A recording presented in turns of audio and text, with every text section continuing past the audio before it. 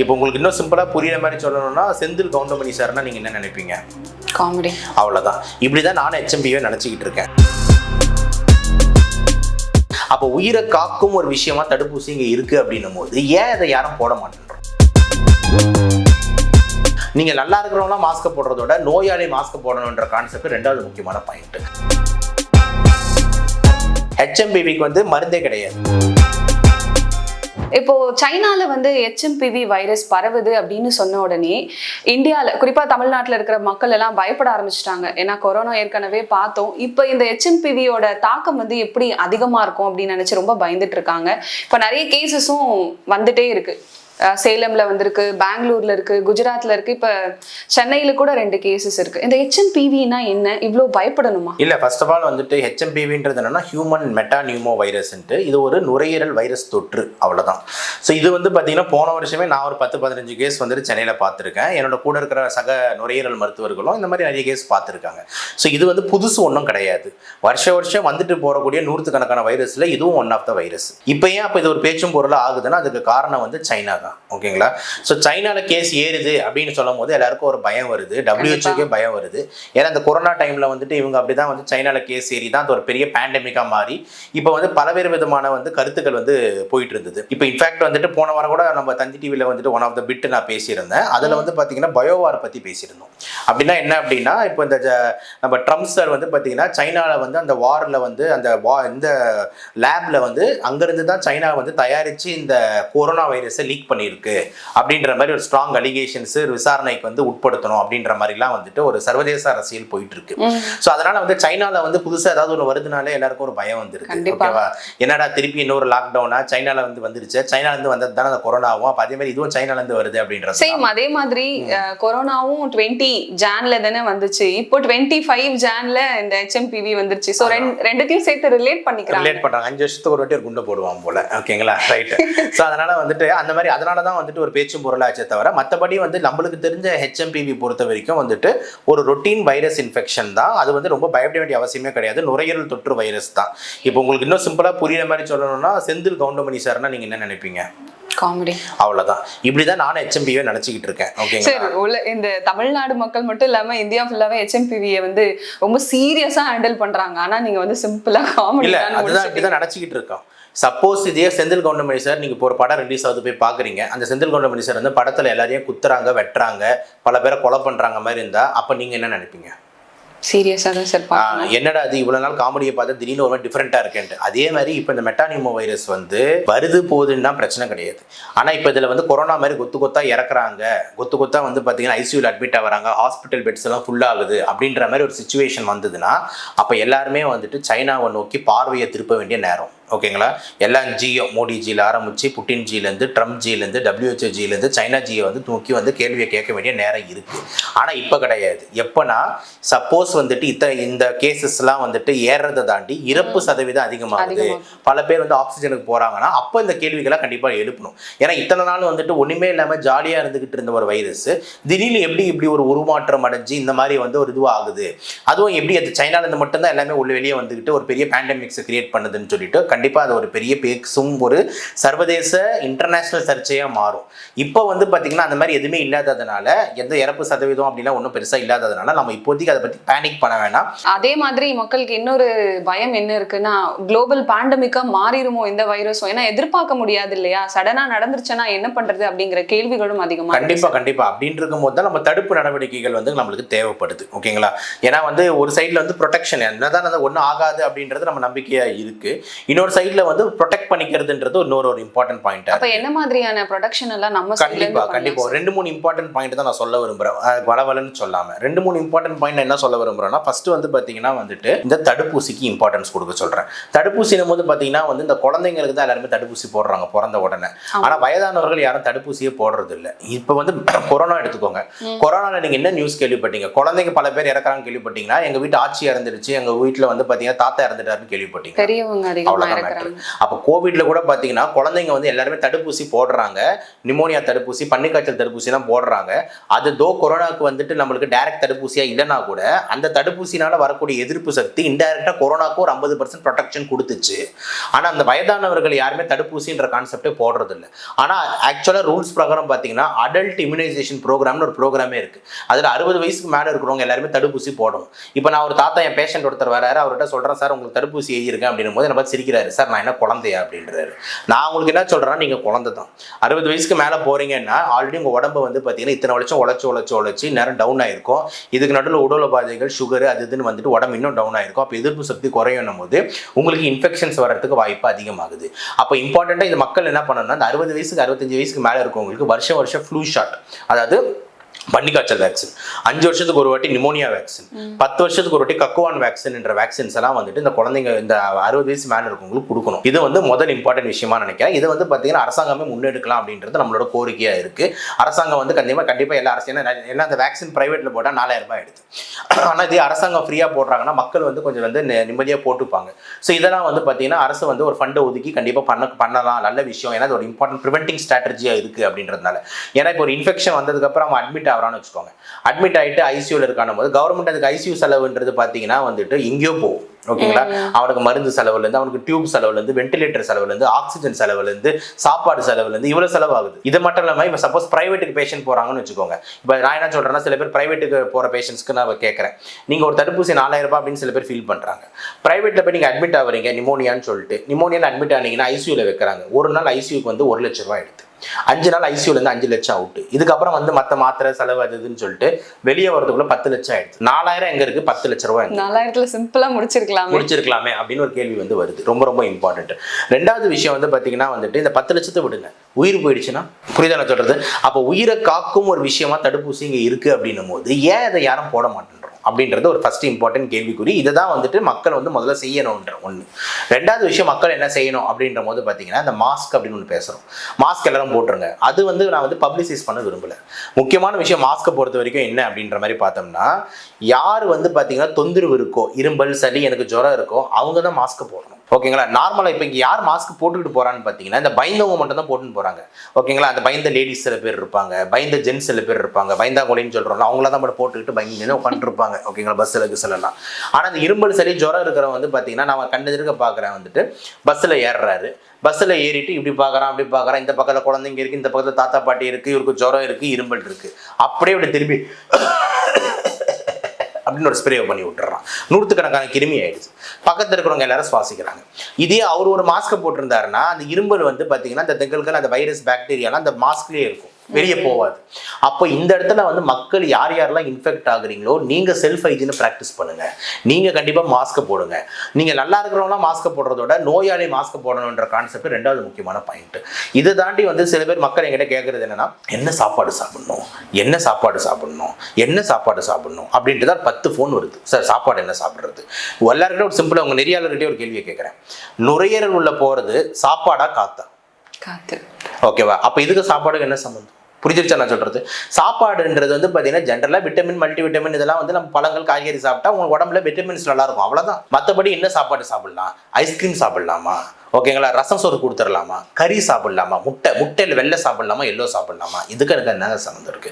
இப்போ காற்று தான் லங்ஸ் உள்ள போகுது அப்படின்னும் போது காற்றுல கிருமி இருக்கக்கூடாது, காற்றுல தூசி இருக்கக்கூடாது, காற்றுல புகை இருக்கக்கூடாது, நிறைய மரங்கள் வளர்க்கணும். அங்கங்கே தம் அடிச்சுக்கிட்டு இருக்காங்க, கஞ்சா பழக்கம் அதிகமாகிட்டு இருக்கு, பொல்யூஷன் அதிகமாகிட்டு இருக்கு, வாகனங்கள் அதிகமாகிட்டு இருக்கு. இதுக்கு நடுவில் மரத்தை வெட்டுறீங்க. பொல்யூஷன்ஸ் வந்து பார்த்தீங்கன்னா இந்த மெட்ரோ திட்டம், அந்த திட்டம்னு சொல்லிட்டு ஃபுல்லாக சிட்டி ஃபுல்லாக பொல்யூட்டடாக இருக்குது. இதை சரி செய்யாமல், காற்று சுத்தமாக இல்லாமல் நீங்கள் வந்து இதை பற்றி பேசுகிறீங்க, சாப்பாட்டை பற்றி பேசுகிறீங்க. அப்போ இம்பார்ட்டண்ட்டாக இந்த ஆங்கிள் எல்லாத்துலேயுமே மக்களோட பங்கு இருக்குது, அரசாங்கத்தோட பங்கு இருக்குது. மக்கள் தம் அடிக்கிறத நிறுத்தணும், சிகரெட் பிடிக்கிறத நிறுத்தணும், சிகரெட்டை கம்மி பண்ணணும். புரிஞ்சிருச்சா நான் சொல்கிறது? இன்னொரு இடத்துல வந்து பார்த்தீங்கன்னா வந்துட்டு மக்கள் நிறைய அவங்க வீட்டை சுற்றி மரங்கள் நடக்குது, இதெல்லாம் வந்து பண்ணணும். செல்ஃப் ஹைஜீனை மெயின்டைன் பண்ணணும். இன்னொரு சைட் கண்டிப்பாக அரசாங்க சைடில் எப்படி வாகனங்கள் புகைகளை குறைக்கிறது, எலக்ட்ரிசிட்டி எப்படி நம்ம கொண்டு வரலாம், பண்ணலாம், எந்த அளவுக்கு நம்மளோட மக்களை வந்து பப்ளிக் டிரான்ஸ்போர்ட் யூஸ் பண்ண வைக்கலாம், மெட்ரோவை யூஸ் பண்ண வைக்கலாம், மரங்களை எவ்வளோ வந்து நம்மளால நடந்து நட்ட முடியும். ஒரு மரத்தை வெட்டி 2-3 பில்டிங்கை கட்டுறது வந்து பார்த்தீங்கன்னா வந்து ஆக்சிஜனுக்கு பற்றாக்குறையாக நம்மளே ஏற்படுத்தி விடுறோம். மரம் தான் நம்மளை க்ளீன் பண்ணுறது, காற்றை க்ளீன் பண்ணுறது. அது இல்லைன்னும் போது நம்ம என்ன பண்ணுவோம், புரியுதுங்களா? குருவின்றது காணாம போயிடுச்சு. இப்போ இந்த மாதிரி விஷயத்தை எல்லாமே வந்து பார்த்தீங்கன்னா வந்து அரசாங்கமும் முன்னெடுக்கணும். அப்போ தான் ஏர் குவாலிட்டி நல்லா இருக்கும். ஒன்றும் இல்லை, டெல்லி போய் பாருங்கள். நீங்கள் டெல்லி போயிருக்கீங்களா?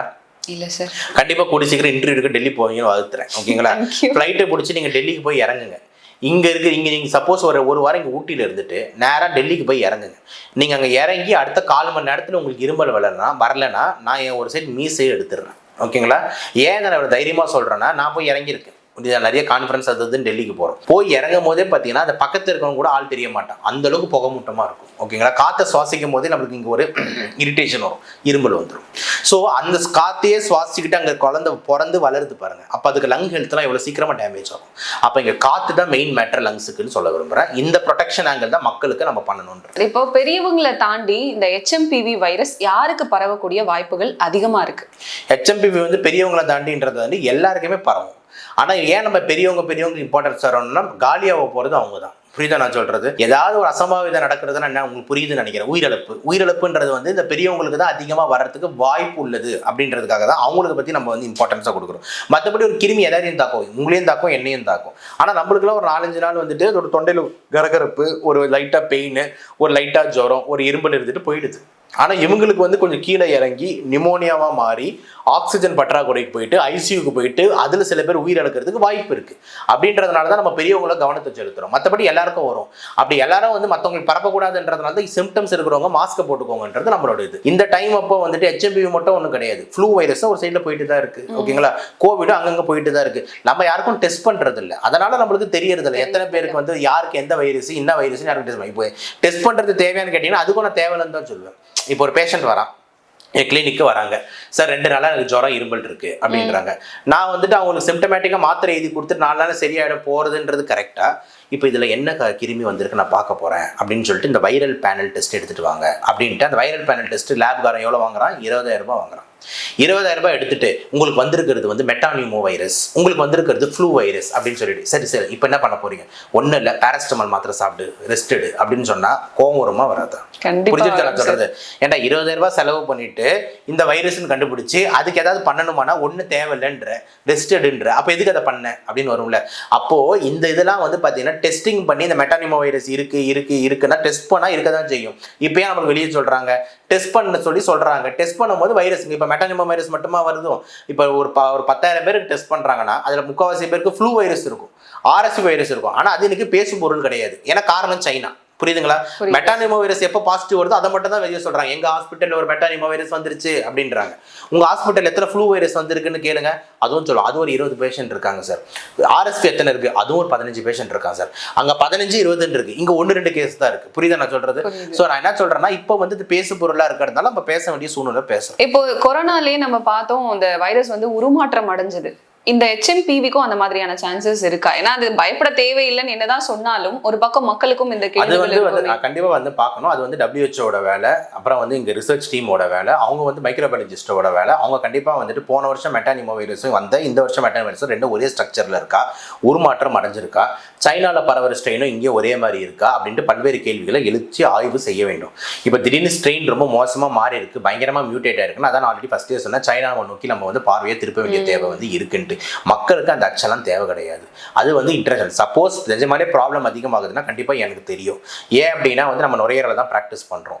அப்படி கேசஸ் அதிகமாகுது, கொத்தா யாராவது இறக்குறாங்க அப்படின்னா நானே உங்கள் சேனலில் கூப்பிட்டு ஒரு விழிப்புணர்வு கண்டிப்பாக வந்து பேசுவோம். இப்போ வந்து அதுக்கான தேவை அச்சம் கிடையாது. இப்போ HMPV மாதிரி நிறைய வைரஸ் பரவிட்டு இருக்கு நீங்க சொன்ன மாதிரி, பிளஸ் ஸ்க்ரப் டைப்பஸ் அப்படிங்கிற ஒரு வைரஸும் சைனால ரொம்ப வைரலா பரவிட்டு இருக்கு அப்படின்னு சொல்றாங்க. அந்த வைரஸ் பத்தி சொல்லுங்க, அதனால என்ன மாதிரியான பாதிப்புகள்? எஸ், ஸ்க்ரப் டைப்பஸ் பொறுத்த வரைக்கும் முதல் விஷயம் வந்து பார்த்தீங்கன்னா இது வைரஸே கிடையாது, இது ஒரு பாக்டீரியா. ஸோ வந்து நெறியாளர் வந்து கொஞ்சம் ரிசர்ச் பண்ணாமல் வந்துட்டீங்க. ஓகேங்களா? ஸோ இது வைரஸ் கிடையாது, இது ஒரு பாக்டீரியா முதல் விஷயம். ரெண்டாவது இது தப்பு கிடையாது, ஏன்னா இங்கே இருக்க மெடிக்கல் ஸ்டூடெண்ட்ஸுக்கே தெரியாது அப்படின்னும் போது நீங்கள் வந்து சாமானியர்கள பிரச்சனை கிடையாது. ஸோ இது ஒரு பாக்டீரியா. ஸ்க்ரப் டைப்பஸ் பொறுத்த வரைக்கும் சைனாலாம் சம்மந்தமே கிடையாது, நம்ம ஊர்லேயே ரொம்ப ஆதி காலத்துலேருந்து கிடக்குது. ஓகேங்களா?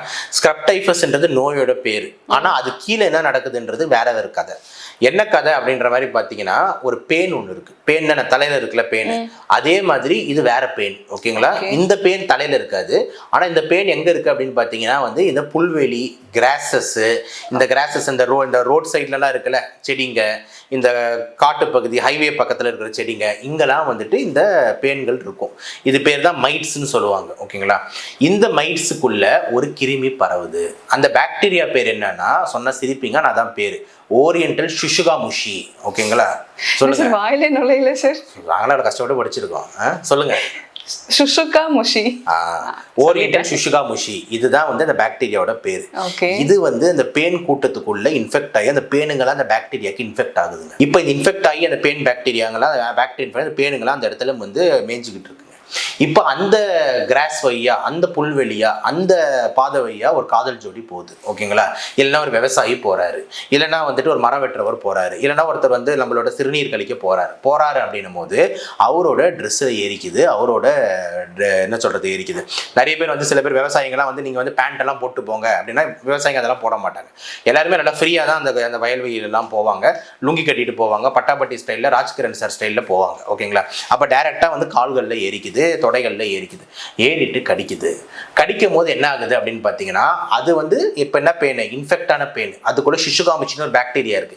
அந்த பாக்டீரியாவை உள்ள செலுத்தின உடனே அந்த ஷுஷுகாமுச்சி நம்ம ரத்தத்தில் கலந்து ஒரு 5-6 நாள் கடிச்ச 5-6 நாளுக்கு அப்புறம் ஷுஷுகாமுச்சி நிறைய நம்ம உடம்புல குட்டி போட்டு பயங்கரமான கடுமையான ஜுரம், குளிர், நடுக்கத்தோட, தலைவலியோட பிரசன்ட் ஆகுறாங்க. இது பேரு தான் ஸ்க்ரப் டைஃபஸ். Okay sir. இப்போ அந்த HMPV வந்தவங்களும் அந்த பாதிக்கப்பட்டவங்களும் சரி, ஸ்க்ரப் டைஃபஸ்ல பாதிக்கப்பட்டவங்களும் சரி, என்ன மாதிரியான விஷயங்கள் பண்ணலாம்? இப்போ வந்து ஸ்க்ரப் டைஃபஸும் HMPV கம்பேரே பண்ண முடியாது. HMPV பொறுத்த வரைக்கும் செந்தில் கொண்டு மைசர்னு சொல்லிட்டேன். ஆனால் ஸ்க்ரப் டைஃபஸ் பொறுத்த வரைக்கும் ஒரு ராட்சசன். ஓகேங்களா. ஸ்க்ரப் டைஃபஸ்ன்றது டேஞ்சரான நோய். ஓகே. ஏன்னா வந்துட்டு நம்ம வந்து அதை முதல்ல ஒரு நாள் 2 நாள் 3 நாளுக்குள்ள வந்துட்டு அந்த ஃபீவரை வந்து குறைக்கணும். ஓகேங்களா. அந்த இடத்துல நம்ம மிஸ் பண்ணிட்டோம் அப்படின்னா அந்த ஷுஷுகாமுஷின்னு சொல்லக்கூடிய அந்த பாக்டீரியா லிவரை பாதிக்குது, லங்ஸை பாதிச்சு நிமோனியாவை ஏற்படுத்துது, மூளைக்கு போயிட்டு மூளைக்காய்ச்சல் ஏற்படுத்துது, பேஷண்ட் கோமாவுக்கு போய் இறக்குறாங்க. ஓகேங்களா. ஸோ ஸ்க்ரப் டைஃபஸ்க்கு மார்டாலிட்டி, அதாவது இறப்பு சதவீதம் அதிகம், ஒரு தீவிரமான நோய். ஓகேங்களா. அதனால எதையும் நம்ம கம்பேர் பண்ணக்கூடாது. ஸ்க்ரப் டைஃபஸ்ல வந்து கடுமையான ஜுரம், குளிர், நடுக்கத்தோட 105 டிகிரி 106 டிகிரின்னு வரும். ஆனால் வந்துட்டு இந்த HMPV அந்த வைரஸ்லாம் பார்த்தீங்கன்னா 100 டிகிரி 101 டிகிரி தான் இருக்கும். ஸோ ஹை கிரேட் ஃபீவர் இருக்கும் பாக்டீரியாவில். ஓகேங்களா. அதனால வந்து எதையும் கம்பேரே பண்ணாதீங்க, இது டேஞ்சர். ஆனால் ஒரு நல்ல விஷயம் என்னன்னு பாருங்க, துரதிருஷ்டமான விஷயம் என்னன்னு பாருங்க, HMPVக்கு வந்து மருந்தே கிடையாது. ஆனால் ஸ்க்ரப் டைஃபஸ்க்கு மருந்து இருக்குது. டாக்ஸிசைக்ளின் ஒரு மருந்து ஸ்டார்டிங்கே கொடுத்தோம்னா பேஷண்ட் சூப்பராக சரியாயிடுவான். ஆனால் வந்து இந்த இடத்துல நம்ம கண்டே பிடிக்காம பேஷண்ட் என்ன பண்ணுவான், ஜுரம் அடிச்ச ஒரு 2 நாள் வீட்லேயே 10 போட்டு படுத்துக்கிட்டு இருப்பான். அடுத்த நாள் என்ன பண்ணுவான், அந்த அண்ணா அப்படின்னு ஒரு ஃபார்மசி கடைக்கு போயிட்டு ஒரு பேரஸ்டமல் மாத்திரை வாங்கி இல்லாமல் என்ன கொடுக்குறோன்னு வாங்கி போடுவான். இன்னும் 2 நாள் படுத்துக்கிட்டு இருப்பான். அதுக்கப்புறம் பார்த்தா மூளைக்காய்ச்சலாம் மாறிடும். அதுக்கப்புறம் டாக்டர் கிட்ட வரும்போது வேற ஒரு ஸ்டேட்டில் வருவான். கேஸ் முடிஞ்சிருச்சு. அதனால தான் வந்து இந்த டிலே பண்ணக்கூடாது. அந்த டிலே பண்ணாமல் ஏர்லியாகவே வந்துட்டு இந்த ஹை கிரேட் ஃபீவர் உங்களுக்கு இருக்குது, ஒரு 2 நாளாக இருக்குது, ஒரு டிஃப்ரெண்ட்டாக நம்மளுக்கே தெரியும், போய் செக் பண்ணிவிடுங்க. ப்ளஸ் நீங்கள் போய் சொல்லணும் டாக்டர்கிட்ட. என்னென்னு சொல்லணும் அப்படின்னா வந்துட்டு நான் புல்வெளியிலாம் போய் வேலை செய்கிறவன், இந்த மாதிரி வந்து நான் அங்கெல்லாம் நடந்து போயிட்டு இருப்பேன், என்னன்னு தெரியல அப்படின்னு டாக்டர்கிட்ட சொல்லணும். ஏன்னா அப்போ தான் டாக்டரை யோசிப்பார். ஏன்னா ஒரு 100 பேஷண்ட் பார்க்குற டாக்டர் நீ புல்வெளிக்கு போனியா, காதல் ஜோடியோட போனியா அப்படின்றதெல்லாம் கேட்கறதுக்கு டாக்டருக்கும் டைம் இருக்காது. ஜுரம் இருக்கா, சரில முதல்ல பேரஸ்டமால் பார்ப்போம், என்னென்னு பார்ப்போம். ஏன்னா டாக்டருக்கும் டைம் அங்கே கம்மியாக இருக்குது. புரியுதா நான் சொல்கிறது? ஸோ நீ கொஞ்சம் ஹிஸ்ட்ரி கொடுத்தீங்கன்னா டாக்டர் கண்டுபிடிக்கிறதுக்கு ஈஸியாக இருக்கும். அந்த ஆங்கிளையும் நம்ம யோசிக்கணும்.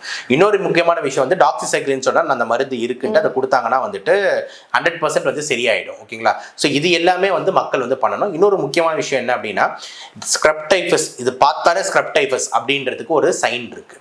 அந்த சைன் என்னன்னா அது பேர் தான் எஷ்கார். ஓகேங்களா. எஷ்கார் அப்படின்றது என்னன்னா அந்த பெயின் நம்ம உடம்புல கடிச்சு உள்ள போறாருல, அந்த ரூட்ல வந்து கருப்பு கலர்ல ஒரு பெரிய மச்சம் மாதிரி ஒன்று ஃபார்ம் ஆகும். அது பேர் தான் எஷ்கார். ஸோ நம்ம வந்து எப்பயுமே ஸ்க்ரப் டைஃபஸ் சஸ்பெக்ட் பண்றோம், டக்குன்னு பேஷண்டோட சட்டை, பேண்ட், பனியன் எல்லாத்தையும் கட்டிட்டு ஃபுல்லா டார்ச் அடிச்சு பார்ப்போம். அந்த டார்ச் அடிச்சு பார்க்கும்போது அது உள்ள புகுந்த இடத்த தேடுற இடம் வந்து நம்மளுக்கு கருப்பா பெரிய பேட்ச் இருக்கும். ஸோ உங்க உடம்புல தெரியாம அந்த நல்ல ஜுரம் அடிக்குது, இந்த மாதிரி ஏதோ கருப்பு கலர் ஏதோ பேட்ச் இருக்கு, என்னன்னு தெரியலன்னு தட்டி கழிச்சிடாதீங்க. அதுதான் வந்து உள்ள போற அந்த இடம். அந்த எஷ்கார் வந்து இந்த ஸ்க்ரப் டைஃபஸோட கிளாசிக்கல் ஃபியூச்சர். இது இருந்தாலே ஸ்க்ரப் டைஃபஸ்னு உறுதியா சொல்லிடலாம். டெஸ்ட் கூட பண்ண தேவையில்லை. ஸோ இமீடியட்டா டாக்ஸிசைக்ளின் மாற்ற ஆரம்பிக்க வேண்டியது இருக்கு. பேஷண்ட் ரெக்கவர் ஆவாங்க. லேட் ஆயிடுச்சு அப்படின்னா இறப்பு சதவீதம் அதிகமாகும். கண்டிப்பா சார். இப்போ நிறைய விஷயங்களை சொன்னீங்க. HMPVயோட பயமே மக்களுக்கு அதிகமா இருந்துச்சு, இதுல நடுவுல ஸ்க்ரப் டைஃபஸ் வேற வந்துருச்சு. இன்னொரு சின்ன விஷயம் சொல்லி முடிச்சிடுறேன். HMPV வந்து நம்ம ஸ்க்ரப் டைஃபஸ் வந்து ப்ரொடெக்ட் பண்ணிக்கிறதுக்கு மக்கள் என்ன பண்ணணும் அப்படின்னு சொல்லிடுறேன். மக்கள் மெயினா என்ன பண்ணணும் அப்படின்ற மாதிரி இருந்ததுன்னா இந்த காட்டு பகுதியில் போறவங்க, ஹைவேல ஒதுங்குறவங்க, வாங்குறவங்க, இந்த மாதிரி வந்து இந்த விவசாயத்துக்குள்ள வந்து இந்த விவசாயன்றது வந்து நான் மீன் பண்றது நம்ம நடுற செடி கிடையாது. இந்த ரோட் சைடு இருக்குல்ல மலைக்கிற செடி அதுக்கிட்டலாம் போறவங்க வந்து பார்த்தீங்கன்னா ரொம்ப கேர்ஃபுல்லாக இருங்க. எஸ்பெஷலி இந்த திருவள்ளூர் செங்கல்பட்டு சைட்ல இருந்தால் கேசஸ் வந்து நிறைய வந்துட்டு வருது. ஏன்னா சென்னை பொறுத்த வரைக்கும் செடி இருந்தால் தானே ஓகேங்களா, ஏதாவது ஒரு பேருக்கு ஸ்டைலாக 2-3 செடி வச்சிருப்பாங்க. ஸோ கொஞ்சம் இந்த சைடு தள்ளி போகும்போது பார்த்தீங்கன்னா இதெல்லாம் வந்து அதிகமாக இருக்கு. ஸோ அந்த இடத்துல வந்து பார்த்தீங்கன்னா வந்து நம்ம வந்து கேர்ஃபுல்லாக இருக்கணும். என்ன மாதிரி விஷயங்கள்லாம் ஹை full hand pants, full sleeve shirts, அதுக்கப்புறம் வந்து ஷூ. இப்போ இந்த யூஎஸ்ல விவசாயம் பண்றவங்க ஜெனரலாக பாருங்களேன், பெரிய பூட்ஸ் போட்டிருப்பான், இந்த கவுபாய் மாதிரி ட்ரெஸ் போட்டிருப்பான். ஆனால் நம்ம ஊரில் தான் எல்லாரும் வந்து அந்த லுங்கி கேணி கட்டிட்டு நம்ம வந்து ஜெனரலாக சுற்றிக்கிட்டு இருக்கிறது நம்ம ஸ்டைல், தப்பு சொல்லலை. ஆனால் இந்த இடத்துல நீங்கள் அந்த மாதிரி ஏரியாஸில் போறீங்கன்னா கொஞ்சம் கவர் பண்ணிக்கோங்க. அதே மாதிரி போயிட்டு வந்தோடனே உங்கள் ட்ரெஸ்ஸை உடனே வந்துட்டு வாஷிங் மிஷினில் போட்டு உடனே க்ளீன் பண்ணிடுங்க. அந்த ட்ரெஸ்ஸை அப்படியே கட்டி வச்சுட்டு ஒரு குழந்தை அந்த உங்கள் அப்பான்னு ட்ரெஸ்ஸில் விளையாடும், எங்கள் அப்பா ட்ரெஸ்ஸை போட்டு பார்த்துக்கிறேன்னு போட்டுக்கும், பேண்ட்டை மாட்டிக்கும், அந்த பெயின் உள்ளே போய் இறங்கி குழந்தையும் கடிச்சிருது. இந்த மாதிரி விஷயம்லாம் நடக்க வாய்ப்பு இருக்குது. அதனால் வந்துட்டு இங்கே பெயின் தான் தொல்லை அப்படின்னும் போது, அந்த மைட்டு தான் பிரச்சனை அப்படின்னும் போது அந்த ட்ரெஸ் எல்லாம் டிஸ்இன்ஃபெக்ட் பண்ணணும். அதை தாண்டி இல்லை சார் எனக்கு பேண்ட் போடுற பழக்கமே இல்லைன்னா அட்லீஸ்ட் உங்கள் ஊரில் விற்கிற வேப்ப எண்ணெய் இருக்குல்ல, அந்த எண்ணெயை தூக்கி நல்லா தடவுங்க, மசாஜ் பண்ணுங்க கால் ஃபுல்லாக, கடவிட்டு அதுக்கப்புறம் நீங்கள் அந்த சைட்லலாம் போங்க. ஏன்னா அந்த எண்ணெய்லாம் வந்து படும்போது அந்த ஸ்மெல்லுக்கு அது வந்து ஒட்டாது, உடனே கீழே விழுந்துடும், அந்த பேன்கள் வந்து உள்ளே ஏறாது. ஏன்னா நீங்கள் அந்த பேன்களை கண்ணில் பார்க்க முடியாது, பாம்பு தேளு அப்படின்னு தெரியுது, இது கண்ணுக்கே தெரியாது, சின்னதாக இருக்கும். ஆனால் மைக்ரோஸ்கோப்பில் பார்த்தீங்கன்னா நல்லா கொடூர முகமாக இப்படி வச்சிருக்கோம் ஓகேங்களா, அது போய் டக்குன்னு கடிச்சு நம்மள உள்ள தள்ளி விட்டுருது. அதனால தயவு செஞ்சு இந்த ப்ரொடெக்ஷன்ஸை மக்கள் பண்ணணும் அப்படின்றத சொல்றேன். கண்டிப்பா சார், நிறைய விஷயங்களை இன்னைக்கு ஷேர் பண்ணீங்க. ஏன்னா நிறைய பேருக்கு நிறைய கேள்விகள் தொடர்ந்து இருந்துட்டே இருக்கு. சைனானாலே நமக்குள்ள 1000 கேள்விகள் எழும் இல்லையா, அதுக்கு எல்லாத்துக்கும் ஒரு பதில் சொன்ன மாதிரி இருந்தது இந்த விஷயங்கள் எல்லாம். ரொம்ப நன்றி சார். வாய்ப்புக்கு நன்றி மேடம். Thank you sir.